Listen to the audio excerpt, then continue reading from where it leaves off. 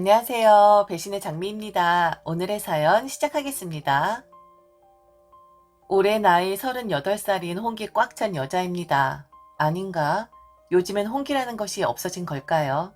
만일 그렇다면 제게 아주 큰 위로가 되겠네요.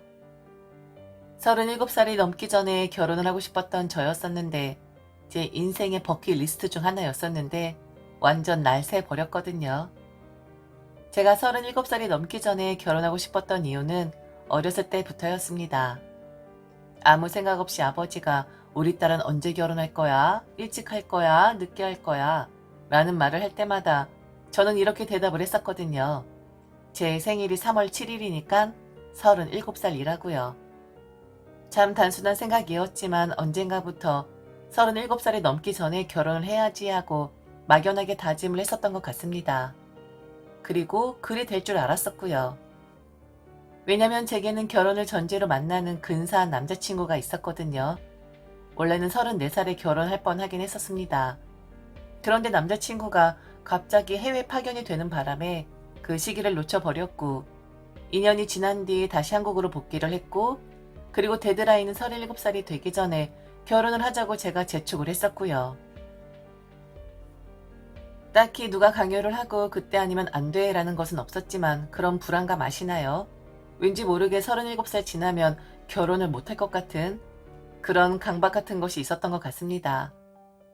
남자친구가 해외로 파견을 나갔을 당시 그리고 2년 뒤 돌아오기까지 저는 천천히 준비를 했었습니다. 당연히 내가 결혼을 하면 그 사람과 하게 될 것이고 결혼을 한다는 것은 우리 사이에 기정사실화가 되어 있었으니까요. 좀 집착스럽고 스토커 기질 있어 보일 수도 있지만 저는 결혼에 있어서 환상이라는 것이 있었고 암튼 엄청나게 많이 설레이는 그런 이벤트이긴 했었습니다.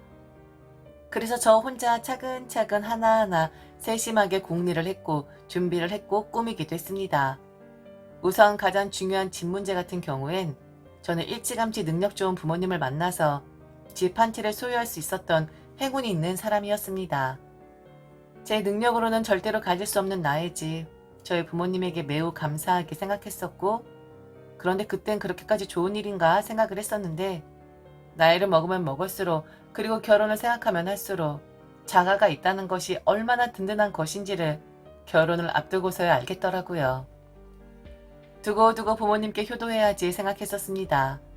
집은 이미 마련이 되어 있고 2년 동안 남자친구 해외에 있지만 시간대를 제외하고는 영상통화 매일 할 수 있고 뭐 그렇게 멀리 떨어져 있는 느낌 들지 않더라고요. 보고 싶은 마음 간절했지만 보고 싶은 마음만큼 우리는 이런 거 사자 저런 걸 사자 이렇게 꾸미자 저렇게 꾸미자라는 말을 하면서 그 외로움을 달래곤 했었습니다. 차근차근 섬세하게 다시 리모델링된 제 집은 완벽 그 자체였습니다. 서재는 남자친구의 스타일로 모던하고 차분하게 차갑게 꾸며놓았고 거실은 제가 좋아하는 스타일로 따뜻하고 아늑하게 꾸몄고 그리고 안방은 이건 비밀입니다. 특별히 안방에 남자친구와 제가 신경을 많이 썼거든요. 예전 연애할 때 독립영화를 한 편 본 적이 있었는데 극장에서 나와 둘이 똑같이 말을 한 게 있었거든요. 아, 그런 침대 갖고 싶다 라고 말이죠.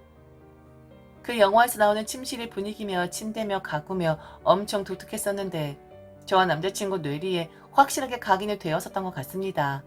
그래서 안방은 자세하게 설명드릴 순 없지만 일반적이지 않은 독특한 절대로 비슷한 느낌의 인테리어를 찾아볼 수 없는 그런 스타일이었지요. 그 영화에서 나오는 침대는 일부러 제작까지 했습니다. 돈 어마어마하게 깨졌죠. 아무튼 제가 이렇게 여러분들이 관심 없어하는 제 집 이야기를 길게 늘어놓는 이유는 그만큼 저는 결혼이란 것을 기대했었고 그리고 남자친구와 함께 살 제 집을 리모델링하고 우리 스타일대로 꾸미기 위해서 많은 돈과 시간과 제 노력을 투자했다는 점을 알려드리고 싶어서랍니다. 정말 저는 제 신혼집에 혼신을 기울였습니다. 3월 7일에 태어난 저는 37살이 지나기 전에 가정을 꾸리고 싶었기에 남자친구가 외국에 있었지만 저 혼자서라도 준비를 하고 싶었거든요. 단 한 번도 돈이 아깝다거나 시간이 아깝다거나 내 노력이 헛되어 보인다거나 한 적 없었습니다. 만족했고 남자친구에게 영상으로 보여주거나 사진으로 보여줄 때 기뻐하는 모습 보면 보람차기까지 했었습니다. 절대로 헛짓거리하고 있다 생각한 적 없었어요. 그런데 저의 데드라인도 그리고 37살이라는 특별하게 어렸을 때부터 세워놓았던 제 버킷리스트도 모두 물거품이 되고 말았습니다. 한 여자로 인해서 말이죠.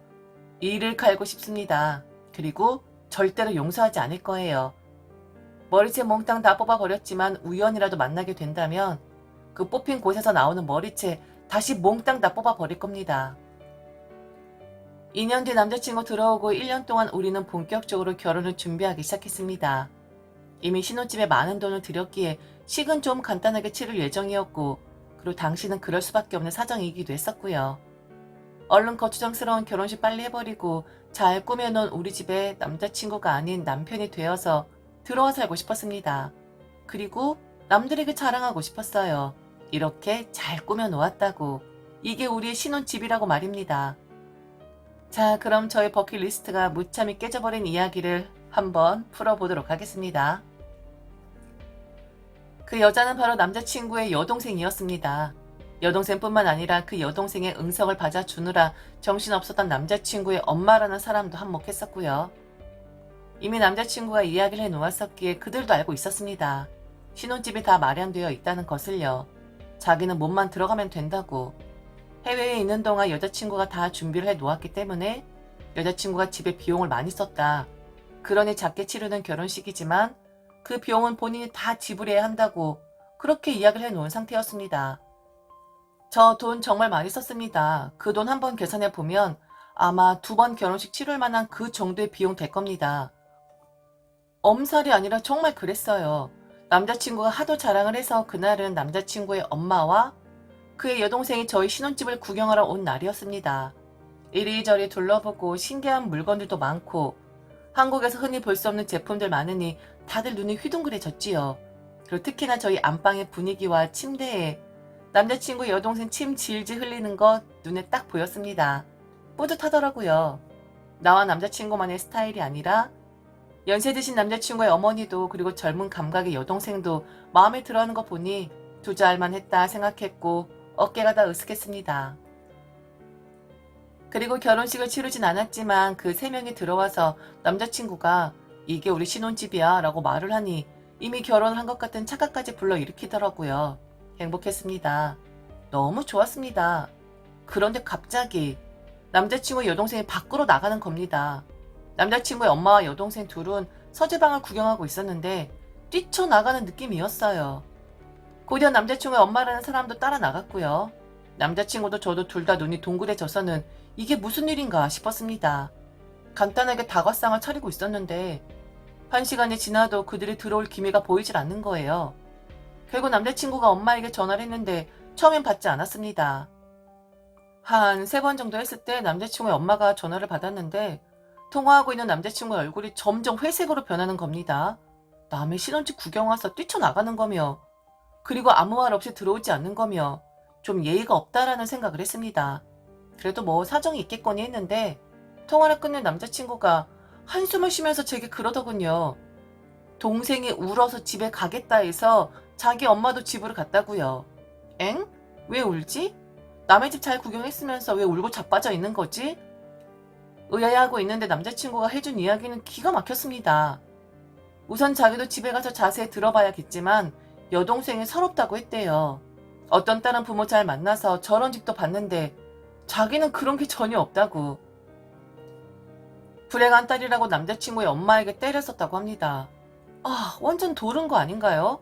아니, 남이 신혼집 잘 구경해 놓고서는 자기 삶을 비하하다니. 너무 예상하지 못한 상황이라 저도 당황했고 남자친구 또한 당황하는 것 같았죠. 딱 보면 그 여동생 응석 바지에 떼쟁이에 억지 장렬인 그런 사람인 것 같긴 했습니다. 그런데 저도 외동딸로서 이 나이 먹도록 쳐들지 않아 그 여동생 못지않게 응석에 억지에 떼쓰는 그런 사람이거든요. 그런데 철들지 않은 저로서도 이해가 가지 않는 부분이었습니다. 결국 그날 잘 차려진 다과상은 음식물 쓰레기통으로 들어갔고 남자친구도 부랴부랴 집으로 가게 되었습니다. 저는 남자친구의 전화를 기다렸어요. 집에 가서 어떻게 해결을 했는지, 그리고 진짜로 여동생이 그런 마음을 먹고 울면서 나간 건지 아까 듣긴 했지만 믿어지지가 않았거든요. 실소가 나올 정도로 말입니다. 그런데 저는 그날 남자친구에게 전화를 받은 것이 아니라 바로 남자친구의 엄마에게 전화를 받았습니다. 아까 무리하게 뛰쳐나간 것에 사과 따윈 없었습니다. 그냥 제게 지시사항을 하나 내렸는데 바로 이거였습니다. 저기 우리 딸이 집 보고 좀 놀란 것 같아. 애가 원래도 인테리어에 관심이 많았었는데 자기가 그리워하던 집이 눈앞에 있으니까 좀 부럽기도 하고 자기 처지가 안쓰럽기도 하고 그랬나 봐. 네? 처지가 안쓰러워요? 제 집을 보고요? 아휴. 우리 딸이 원래 좀 그래. 셈이 워낙에 많은 애인데 너무 부러우니까 눈물이 났대. 자기도 그런 집에 살고 싶었는데 막상 보니까 너무 좋아서 짜증이 났다고 하더라고. 미안해. 애가 너무 철이 없지? 뭐, 네, 그럴 수도 있죠. 그래. 그렇게 이해해줘서 고마워. 그래서 말인데 지금 우리 딸을 달랠 수 있는 건 여자친구밖에 없는 것 같거든. 여자친구가 아니라 이제 며느리 될 사람이니까 새아가라고 해야 하나? 암튼 호칭 우리 차차 정리하기로 하고 우리 여자친구가 우리 딸한테 사과를 좀 했으면 하는데. 네? 무슨 사과요? 제가 뭘 사과해야 하죠? 그렇지, 황당할 거야. 아우, 애가 한번 꼬라지 부리면 그 누구도 못 말리는데 지금 애 상태가 그렇게 되어버렸네. 그냥 애라고 생각하고 한번 달래주면 안 될까? 너무 자랑해서 미안하다고. 아휴, 이런 부탁해서 미안해. 아, 좋은 게 좋은 거라고. 철없고 정신 못 차리고 사는 여동생한테 한번 져준다 생각하고 그 다음날 저는 집으로 여동생을 초대했습니다. 저희 집까지 오게 하는 것에도 많은 공을 들였어야 했어요. 다시 한번 여동생을 위해 다과상을 차리고 앞으로 올게 신유될 사이이니 허심탄회하게 대화를 나눈 시간을 갖는 것도 나쁘지 않다 생각했습니다. 사실 저는 그냥 전화로 이야기를 하고 싶었는데 남자친구 엄마가 굳이 집에 초대해서 애 기분을 풀어줬으면 해서 그리한 거였습니다. 저도 그냥 전화로 툭 하고 내뱉으면 편하죠. 그다지 내키지 않은 짓이었지만 그래도 남자친구를 위해서 그 집안의 며느리가 될 수도 있는 사람이니 예비 시어머니 청 들어줄 수밖에 없었죠. 집에 겨우겨우 도착한 여동생은 여전히 뾰루퉁이었습니다. 왜 자기를 여기로 데리고 온 것이냐라는 표정이었어요. 다과상을 내놓고 분위기를 좀 풀어보려고 어떤 음악을 좋아하느냐라는 제 물음에 여동생이 처음으로 말문을 열었습니다. 나 이 집 줘요. 언니 능력 되니까 이런 집 또 구할 수 있는 거 아니에요? 나 이런 집에서 살아보는 게 소원이었어요. 네? 아니 이 집을 어떻게 줘요? 그건 안 될 것 같아요. 그 이야기를 하고 싶은 게 아니라 그럼 우리 오빠랑 결혼 못하게 내가 반대할 건데? 아니면 결혼 언제 해요? 그 동안만 나를 여기서 살게 하던가. 어차피 결혼하는데 우리 엄마가 어떤 시어머니인지 경험해 보는 것도 나쁘지 않잖아? 내가 여기서 언니 결혼할 때까지 살아볼 테니까 언니 결혼하고 나서 다시 나랑 바꿔요. 어때요? 그렇게 할 수 있어요? 그건 안 될 것 같은데. 그럼 나를 왜 여기 데리고 온 거야? 뭐 또 자랑하려고 데리고 온 거야? 뭐 하는 거야 더 짜증나게. 아무런 대책 없이 사람 약 올려? 결혼 안 하고 싶어? 내가 결혼 반대하면 언니 결혼 못 하는 거야. 아니면 뭐 내가 구라를 좀 깔 수도 있고 여기 오니까 언니라는 사람이 나를 협박하더라. 쥐잡듯이 잡더라. 카는? 아, 정말 맹랑한 구석이 있네. 그런 억지 나한테 안 통해. 니네 집에선 통했을지 모르겠지만 나한텐 통하지 않는다고. 그러니까 꿈깨. 지금 말이 되는 소리를 하고 있다 생각해요? 너무 억지다. 안 그래요? 재수없어. 신우이 무서운 줄 모르나 보네. 지금 내 전화 한 통이면 너랑 우리 오빠 사이는 끝이야. 신혼집 잘 꾸며 놓았는데 처량하게 혼자 앉아있으면 볼만하겠네. 그렇게 만들어줘? 내가 못할 것 같아? 아, 머리에 스팀이 쫙. 폭주 기관차 소리가 나는 것처럼 귀가 막 멍멍해졌습니다. 그리고 여동생은 더 심한 말도 했었던 것으로 기억을 해요. 결혼 못해 환장한 연이라고 했었나? 암튼 자기 오빠 해외에 있는 동안 청스맞게 신혼집 혼자 꾸미고 있었다고 완전 결혼에 미친 여자라는 말까지 했지요. 네, 이판사판 머리채 잡았습니다. 제가 그런 소리 들을 이유 없었고 저런 철도 들지 않은 하찮은 것에 놀아날 이유 없었으니까요. 그냥 그 철없는 것과는 대화를 하는 것이 아니라 몽둥이가 약인 것 같았거든요. 제가 잡자 그것도 잡더군요. 아주 아름다운 꼬락선이 아늑하고 따뜻한 저희 거실에서 보여주었습니다. 결국 여동생은 머리채 다 뽑힌 상태로 집으로 돌아갔고 그 모습에 당연히 놀란 남자친구 엄마 제게 전화할 수밖에 없었죠. 뭐라 뭐라 떠드는데 저는 하나도 듣지 않고 그랬습니다. 정신 나간 딸 교육 좀 잘 시키라고요.